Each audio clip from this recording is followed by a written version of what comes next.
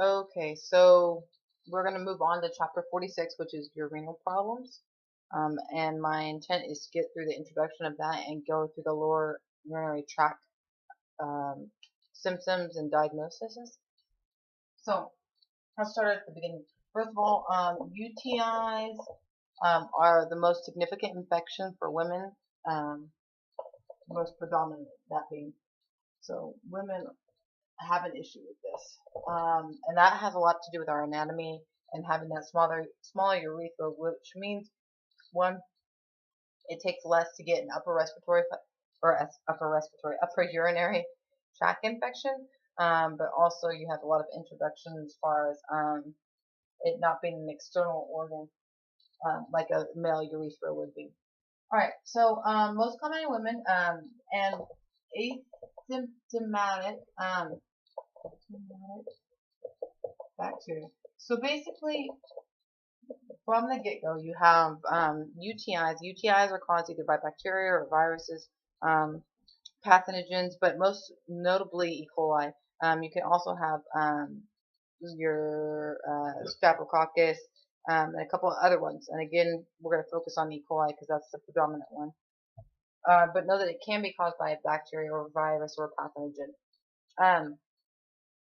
The UTIs are designated as either upper or lower, complicated or uncomplicated, and then can get more specific from there. Bacteria, asymptomatic bacteria is basically bacteria that's already in the body that does not cause issues, and it doesn't need to be treated unless you're pregnant and having complications. Pretty much remember that your upper urinary tract is sterile, and the lower part is not sterile. So most of our issues will come from the lower urinary tract. Alright, and again, E. coli, I'm not going to try to pronounce I think it's I can't pronounce that, but basically E. coli is your primary one. Obviously that's an abbreviation. E. coli is. Now, remember I said we had upper and lower, so let's draw out. And the way I look at this is in relation to the umbilical. But basically we know that the umbilical, your umbilical or your belly button is up here. So this really is the line where lower and upper. But at just quick glance, I know that the umbilical, there's a tendon that actually attaches to the top of the bladder. So I know that's superior to it. Either way, your upper consists of your kidneys and your ureters, and your lower is your bladder and your urethra. So we define infection as either upper or lower. And again, most of it is going to cause from your lower because this is sterile up here and this is not sterile. So when you have a upper UTI, we have systemic infections. Systemic, or I should say manifestations. Manifestations. Basically, that means we're having fevers, chills. You might have nausea, vomiting, that CVA pain, or the back where your kidneys are, your pain in your lower lumbar. Systemic means that we're not staying in just a local area, rather the entire body is reacting by either increasing your immune system, which is where you get the fever from, or by notable CVA pain, with that lower lumbar pain where you would have your kidneys at. Alright? But we're not focusing on that one quite yet, so let's just stay within our lower. Now the lower one is not going to necessarily, it can, if it gets really bad, but it shouldn't necessarily have,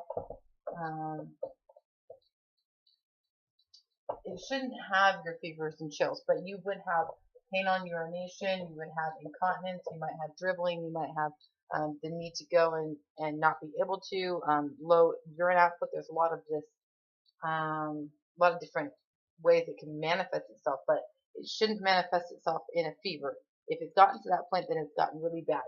Now, remember that you can get an infection down here and have it spread up into your upper renal system. So, but your lower urinary tract is going to have pain. We have the incontinence. We're going to have frequency issues. We might have the nocturia, where we have to go in the middle of the night. We might have low output, 200 meters or, 200 milliliters or less.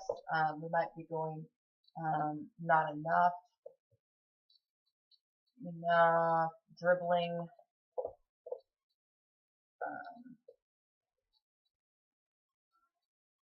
periodic incontinence, like if you cough or laugh or things like that. So those are some of your symptoms for your lower urinary tract.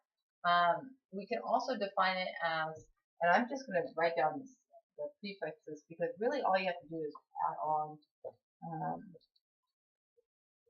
your itis. Okay, so we have, remember this means kidney, kidney, situs is bladder, that prefix is bladder, urethra, obviously urethra. So if you can remember these, that's CYS is bladder, PLY is kidney, and then obviously that's urethra. So if you can remember these beginning, then when I add on an IT, oops, why did I spell that way? TIT, an itis to any of it, it means inflammation, alright? So it's inflammation of the bladder, kidneys, or urethra. Now you also have systemic issues, and that will look like urosepsis. Too easy. Sepsis. That's what we're looking for. Sepsis is systemic. So sepsis is throughout the body, alright? It spreads to different areas at that point. And that's when it's really bad, and that's an emergency. So that's ER or your ED. Alright, so again, CYS is bladder, PLY is kidney, and then urethra is urethra, and then sepsis, of course, is really bad because you're septic at that point. And then just add on the inflammation, the tis onto it, and you're going to know where it is. So again, we have UTIs defined as the upper and lower. They can be further defined by the area that they are actually causing inflammation. And then you can have complicated or uncomplicated.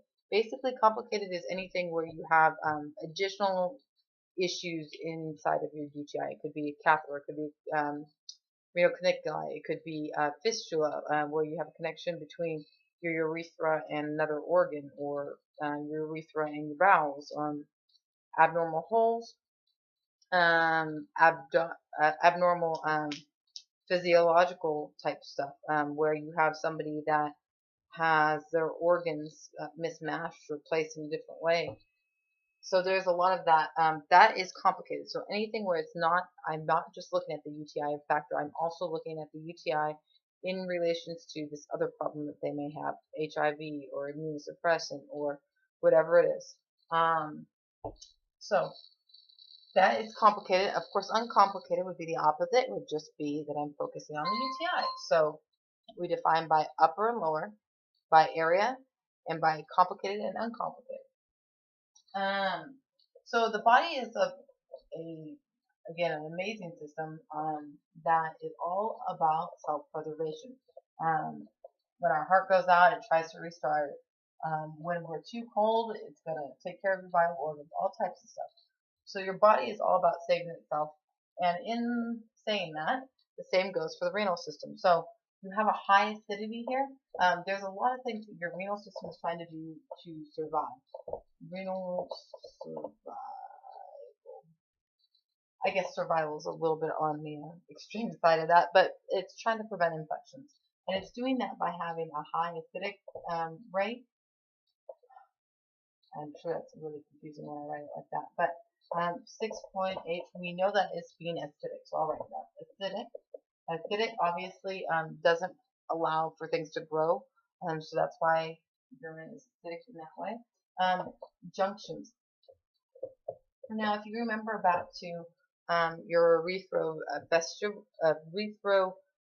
vestibular junction, and then we have other junctions as well. But basically, when we talk about junctions, you can generally find it. One part of the word is where it starts at, and then you'll have O, and then where you'll have where it ends at. So, for instance, let's use that and I apologize if I spell this wrong, vestibular junction. Okay, so here's my prefix, here's my O, and here's my ending. This is where I start in the ureter, and then this is where I'm going. And the vestibule here is actually the bladder, because it is a vessel. So this is my junction between my ureters and my bladder, okay? So specifically, if I were to draw that back out again, it's this area right here. So here's my kidneys, here's my bladder, it's this area. And the reason why that's important is because it pushes urine down and won't allow it to come back up. It tries to contract to prevent urine from coming back up into that upper renal system, just like valves are working blood or anything else. So you have a acidic pH, you have your junctions working for you. You also have glycoproteins. Now, glycoproteins prevent the spread of bacteria in the proteins, whereas glucose, remember glycoproteins and glucose, not the same thing obviously, but glucose allows for bacteria growth. So that's why glucose causes a lot of bacteria growth. And you'll see that pop up randomly throughout stuff, but anyways. Alright, the other one. Okay. And again, you have the separation between the lower and the upper. So these are some of the ways that the body is trying to make sure that it doesn't have infection, or at least systemic infection. As a side note, HI31. We are all about this, as we know. Hospital-acquired illnesses, UTIs account for 31% of that, and that usually has to do with being cathetered. Anytime we introduce a foreign body into something sterile or supposed to be sterile, we run the risk of infection. If you're doing a scope, any type of scope, you run the risk of infection. When we introduce foreign scopes, catheters, it could be all types of stuff. Diaphragms for women, sexual intercourse, anything where we're introducing something into an area that should be sterile, we run the risk of infection. Now, like I said, the lower urinary tract is not sterile, but the upper is. Now, that does not mean that your lower will not spread to your upper. A lot of times that's how you end up with those. And again, by E. coli primarily, although there is other ways. But any introduction to a foreign object, whether it be instruments, catheters, most notably, but instruments of any sort, diaphragms, sexual intercourse, things of that nature can increase your risk for UTIs. Pregnancy is another one. Pregnancy and immunosuppression. Obviously, if our immune system is suppressed, one, you're not going to necessarily have a fever. Two, your body is going to be apt to get all types of nasty stuff. And I'm inclined to say that pregnancy reduces or increases your risk of UTI for the amount of actual screening and checkups that they have, which is not, obviously you go much more frequently when you're pregnant, but there might be other causes for that as well. Okay, so those are some of the risks. And females. Females have again, like I said, a shorter urethra. That means that we have a shorter area to travel to spread infection. And again, it's internal. Our urethra, everything is internal, whereas a male has a longer urethra, and two is external, so it has a little bit more protection. Signs and symptoms of your lower urinary tract infection is the increased amount, decreased output, dribbling, incontinence, retention. So how do we diagnose all this? The way we diagnose this is from the get-go. Somebody comes in, they're complaining of urination, pain during urination, the urge to go, but only being able to pee a little bit, or dribbling, or incontinence. So we suspect at this point that we might have some type of infection. So we can start by doing the dipstick, and we're checking for nitrates here. and it might include your white blood cells, your leukocytes, bacteria, um, other things in your urine that should not necessarily be there. From there, we can take our positive dipstick, or negative for that matter, our positive dipstick, and we might want to figure out exactly what's going on. This is obviously the most uncomplicated and least expensive way of testing, so it makes sense to start there and then, seed from there. So we start there, identify there's an issue, and then we can continue to define what's actually bothering the patient. And we can do that in a number of ways. And we can take culture. Remember, we really want you to use urine samples in at least 1 hour, but your cultures you can do 24 hours as long as it's on ice or refrigerated. So you can take culture and figure out your specific issues that you have. Why is that important?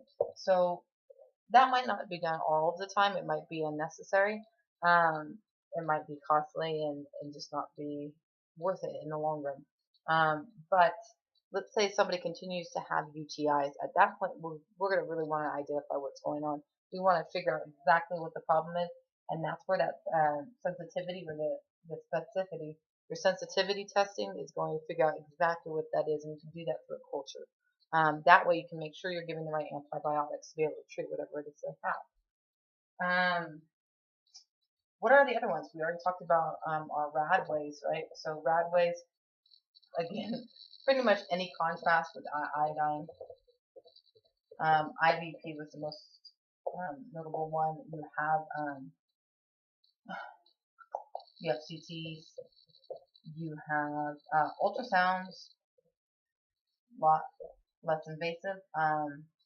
You have your CAT scans, and you have your blank magnet MRIs. You have your MRIs. So there's several different ways you can further find out information. Maybe you suspect some type of stone blockage, where you want to figure out exactly what it looks like, or you want to see if there's certain blood flow in areas. You might use your artery contrast to be able to tell that, and that's your angiogram. So that's how you figure out. You start off with the dipstick, least expensive. The one that's least expensive, less invasive. You start off from there, find a positive there, and then you might want to further on your testing to figure out exactly what it is. All right. So once we figured out, hey, this is what our issue is, or yes, you do have a UTI. And I should mention that a positive UTI or significant UTI is about 10/5 or 10 to the 5th power when you go to check that nitrate. But I don't see that as being a testable subject. So TMP, which is the longest word ever. But when we look at antibiotics, there's several different ways you can treat complicated or uncomplicated UTIs. And again, it could be, if you can figure out exactly what it is, and you can narrow down which type of antibiotic to use. But otherwise, you can use TMP or SMX with this trimethoprim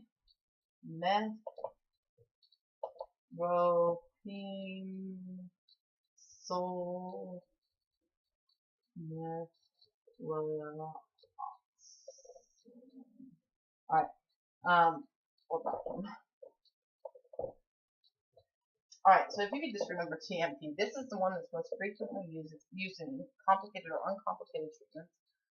Of course, we are running into the issue where a lot of the antibiotics are not as effective anymore because they become resistant, and then you're going to have to go on to a different type of medication. Usually for uncomplicated, we're looking for 1 to 3 days, and then complicated might be 7 to 14. This one right here, you have to take twice a day. The other ones, you have to take more. So you have the Macrodid, that's nowhere near as hard to say. Macrodid, and there is an extended release, but otherwise you're taking this several times a day, it's like 3. And then you have your nitrofloration, and that is another one. We're going to take it 3 times a day plus. If you could just remember this TMP and SMX, that's going to be your primary one. The other ones you have to take far too much, and a lot of times patients won't continue to take it because it's 3 times a day. Also, this is the most affordable one that we have. So, all right, uncomplicated. If we've determined that there is uncomplicated, i.e., there's no other factors I need to include when treating a patient with this UTI, no catheters, no diaphragms, no recurring UTIs, nothing like that. It's just plain and simple UTI. You can use your amoxicillin, your cephalosporins, your amoxicillin, cephalosporins, ampicillins. The problem with those is that, remember, like I said, they create nephrotoxicity. So those can become toxic if you don't have good enough renal output. For complicated, you can use Cipro. So those are some other antibiotics you can use. And in the event that they continue to have UTI, so reoccurring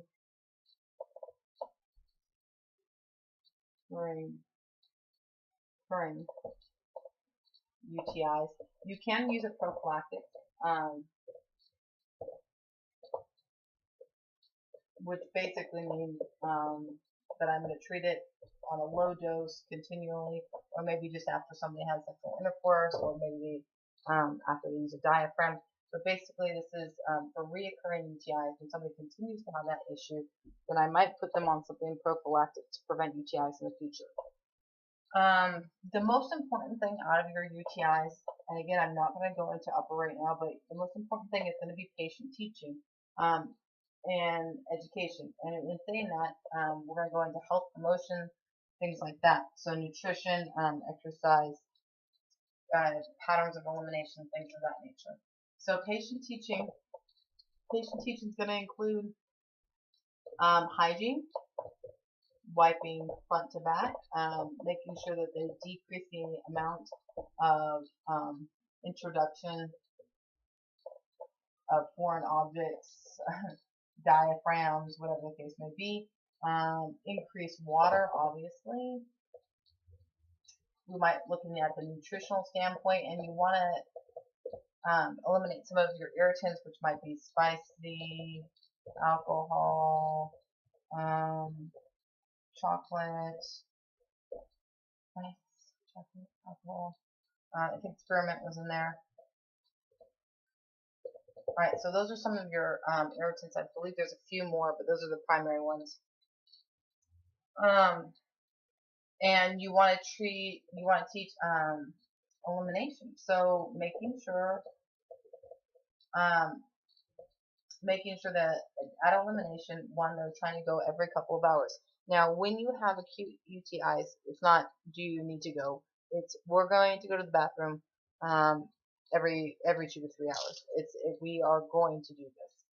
So just make sure that you're having patients do that. The elimination, empty bladder completely. Don't hold your bladder in. So empty completely. Make sure you're trying to urinate as frequently as possible. And of course, you have the sexual intercourse. You want to reduce that while you have the UTI. Now, for water, if you just take your weight, 120, divide it in half. So 120 divided in half, that's 60 ounces of water, okay? So that's kind of handy, and you can teach a patient that real easy. Just take your weight, divide it in half, and that's how many ounces of water you should drink every day. Of course, our goal is going to be elimination of pain, prevention of UTIs, treatment of UTI,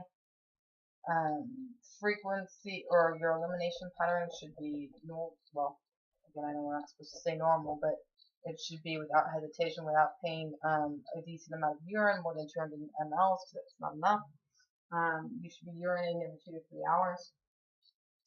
And yeah, that's our goal. Reduce pain, prevent UTIs in the future, eliminate irritants, and patient teaching. Now, when we go to assess for this stuff, and I apologize, that was a little bit out of order as far as patient teaching. When you go to assess this stuff, as a nurse, you're looking again at objective and subjective data. Your objective data is going to be what you gather, of course, and then your subjective data is going to be what your patient tells you, and that might include urination pattern, pain, fever, general malaise, or not feeling well. It might be changes in color, smell,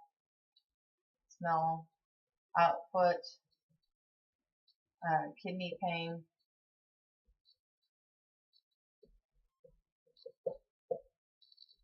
So those are subjective information coming from your patient. Objectively, we are going to be looking at our labs. We're going to be looking at our RAD, all of our CTs or contrast. We're going to be looking at that bun level, UN, for our blood urea nitrate. Again, 6 to 20 on that level.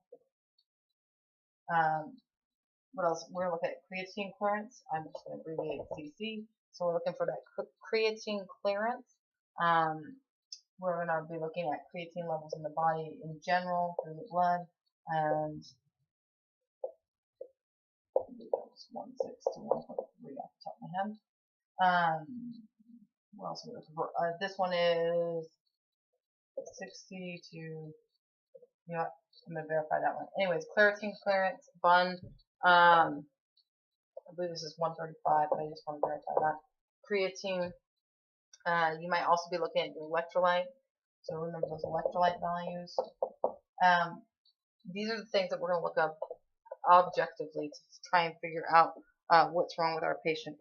The other things to keep in mind are any patterns that they might have, jobs that create issues where they can't go to the bathroom. You want to be observing urine.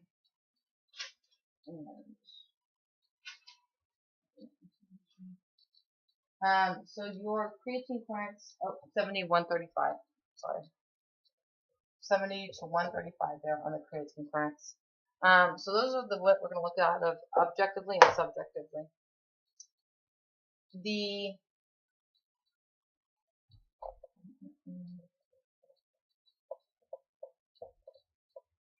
Okay, so we have gone over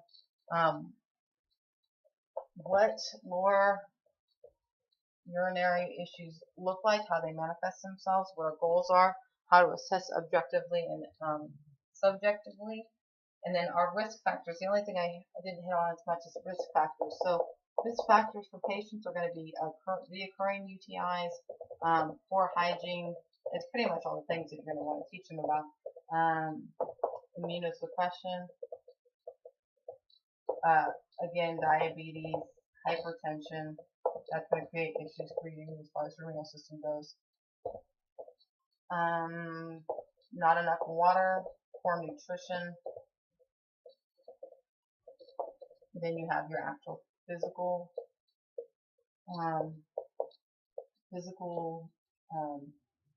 maybe fistula. You might have fistula, then incontinence might be another issue, mobility. These are all things we hit on in the other one as well, but these are what's going to increase your patient's risk factor. In the end, as far as this goes, your lower urinary tract symptoms are going to be different than your upper, but it can spread to upper.